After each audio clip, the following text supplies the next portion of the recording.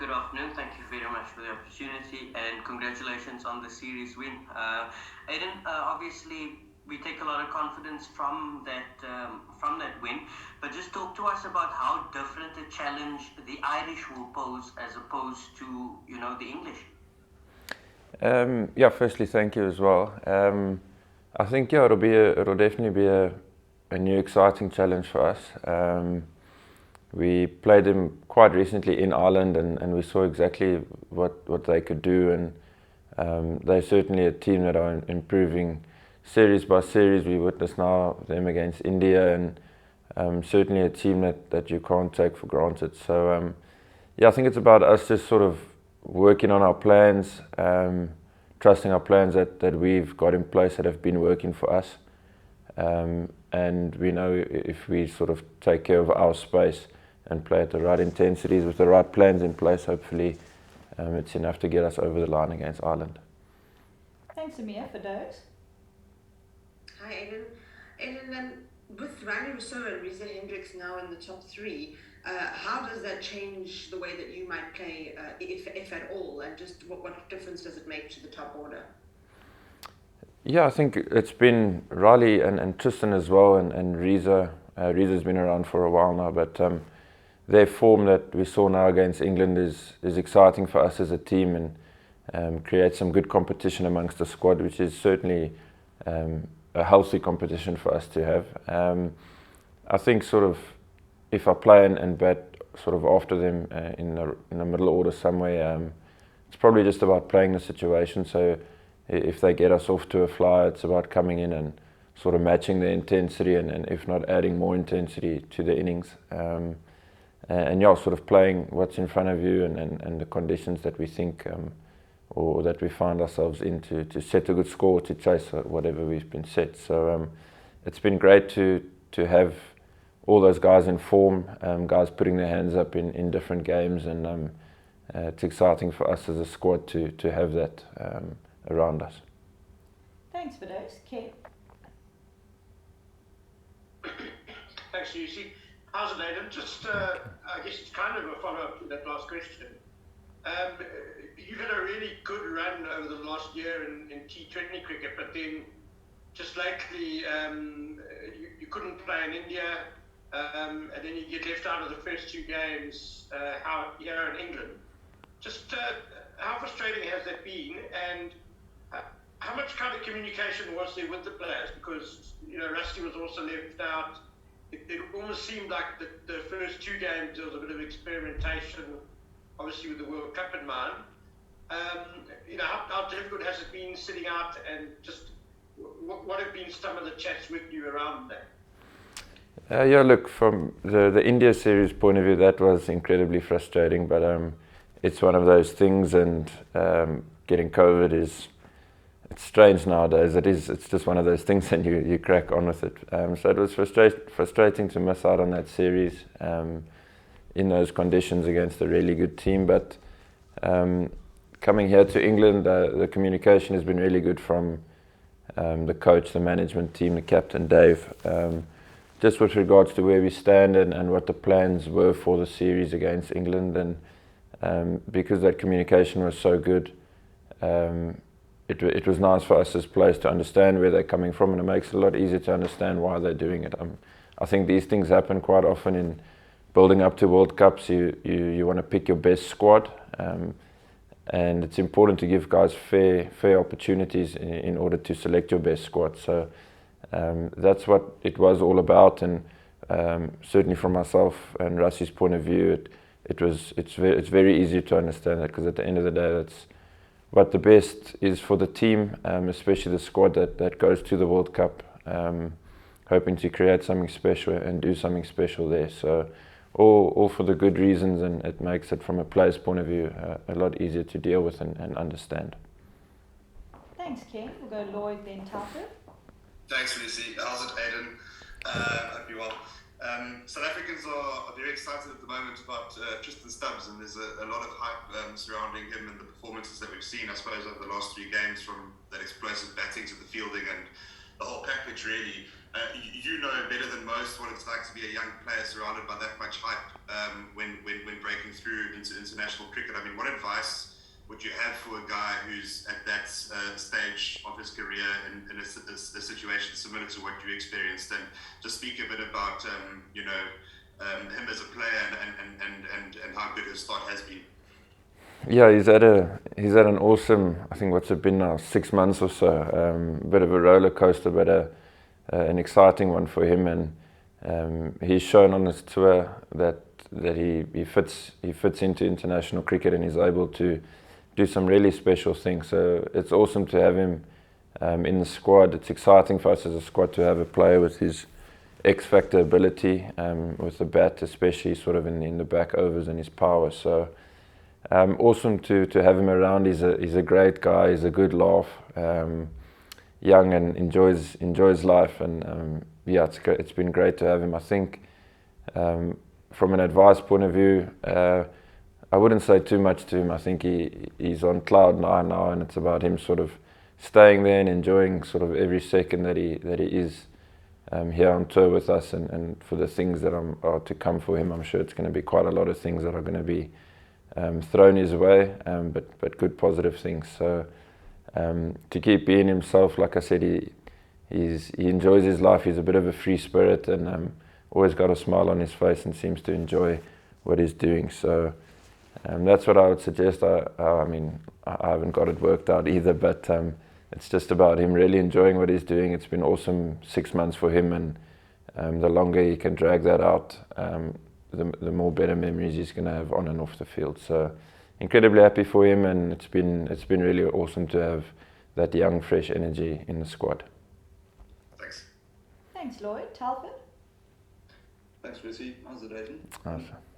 I think it's fair to say that before you went off to the IPL, you probably weren't playing as well as you would have liked. And you've come back as much more the player that South Africans recognise, I think, and playing rather well. How much of the rebuilding of I don't know, your game and your confidence was the IPL responsible for? Was it an important part in putting you back on track? I would certainly say it helped. Yes, it was nice to have a decent tournament there. I wouldn't say an amazing tournament, but it was nice to score a few runs and experience a full IPL tournament with a great bunch of guys there at Sunrisers. So I suppose confidence is a massive thing in this game, especially as a batter. I'm assuming it's the exact same for bowlers though as well. So that tournament certainly provided me with that bit of confidence, that bit of belief that I was probably lacking prior to that IPL tournament. So yeah, I definitely say it played a role in terms of putting me in a better space mentally, and giving me that little bit more belief that I can compete at this stage and on the IPL stage and with some of the really good cricketers in the world. So yeah, it was from there. It's been a bit better, but yeah, we keep our head down and working hard and learning the lessons that we can along the way. Thanks, Talbot. I see there are a couple of follow-ups, so we will have time for those, but then we will, we'll go Zahir, Lloyd, Fidosi and Ken, and then we'll finish with Ken. Thanks, Zahir. Hi, Aiden. It's about 12 months ago. You guys were just a couple of months out of a World Cup, and it's roughly the same situation that you find yourselves in Ireland now as per last year. Just how much would you say the side has grown since being in Ireland last year to where they are now, and if so, what has been the key factors in you guys putting in the performances that you are now? Yeah, it's been a huge difference, to be honest. I say that with the utmost humility from the squad's behalf, but I really think the squad has improved a lot. The first thing that comes to mind when you were asking that question was sort of the skill sets that each squad member has gone and worked on, to give themselves more options when we're out in the middle and when we're under pressure, and to sort of develop those skills so that they're not super high risk. So it might not have been something that we were doing sort of 12 to 18 months ago and didn't have those options, and now we have access to those options because of the amount of hard work guys have put in, and don't see them as being sort of super high risk anymore. So that's just testament to the hard work that The guys have put in plans and sort of, like I said, options have been really good. I think the guys have done a lot of homework off the field for each series and sort of trying to get the percentages in our favour in terms of the game plans that we carry across onto the park. So it's been really cool to be a part of. It's still a work in progress, but it's always nice when guys are putting in a lot of effort off the field to sort of see the rewards when it's game time out in the middle. Thanks, Ahir. Lloyd? Thanks, Lucy. And apologies if this is a bit out of place. As Telford said, you looking quite good in that middle order at the moment. I'm just wondering if that move down the order is something that's been spoken about for the longer format in Test cricket at all with you, and if it's something that you would be open to in this next chapter of your career. I haven't had too many discussions as of yet with regards to red ball cricket. I've only ever done top of the order stuff, and so I can't sort of compare the two.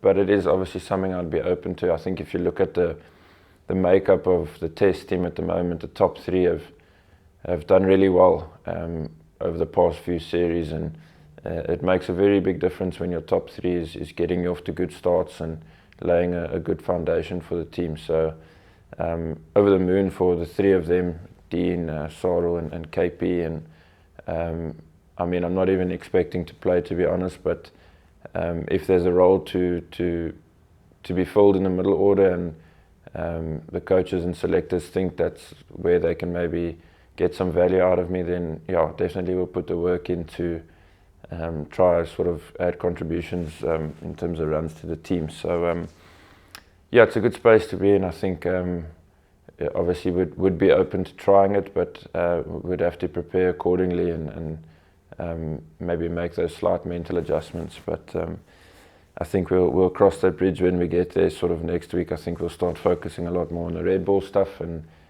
see what comes of it from there. Thanks, Lloyd. For those, then we'll end with Ken. Hi, Aiden. I'm just listening to you talk about Tristan Stubbs and then also kind of your understanding of where you are in the squad. And I mean, for a guy who's only 27, you're sounding a lot older than that in terms of talking about some of the younger guys.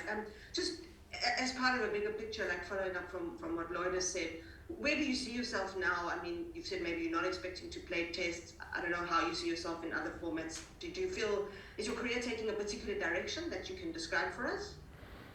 I wouldn't say it's sort of had a change in direction. I still, with everything I have, want to try to be involved in all three formats, and obviously our currency is runs as a batter, and I obviously can appreciate that I might have not scored as much or as many runs as I should have in certain formats, and I think that's part and parcel of how things work in this game that we hate to love and love to hate.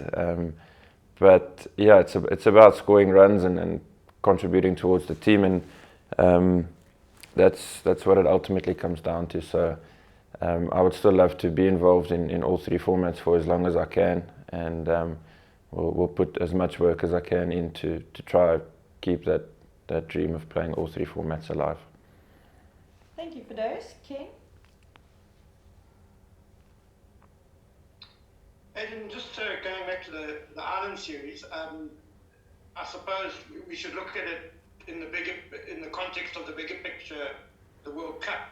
Now, in Australia, the grounds are going to be a lot bigger than Bristol, where the guys came a bit of a cropper in the T20 against England. As soon as you guys moved to Cardiff and Southampton, you looked a different team, with the bigger boundaries.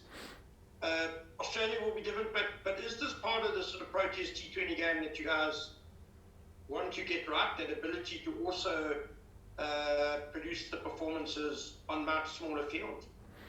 Definitely, I think it's something that I think we are maybe a team that plays better cricket on slower wickets, bigger fields, which is strange, but you would think as a team you'd be hoping for great wickets and small boundaries, but I honestly think the this team has played some of their best cricket on slightly tougher conditions, on bigger outfields. So it's definitely something we want to try get right and improve on. Like I said earlier, the plans are in place. Obviously, when the wickets are good and the boundaries are smaller, the margin for error becomes a lot smaller. So yeah, we're going to definitely try and nail that on a smaller field here in Bristol, and keep sort of trying to grow as a team and find ways to compete and put some match-winning performances together. It is exciting. It is, like you say, it's the journey of going to a World Cup now, and the guys seem to be in a really good space and are understanding the reasons behind why we try things and try to develop new options and try them in games. And if they don't work, you'd almost rather make that mistake now. So by the time you get to the World Cup, you have it nailed down as best as you can. So that is definitely the focus. Well, not obviously the primary focus at the moment is the series, but with a small eye on the bigger picture being the World Cup, I think balancing those two has been really good as a squad.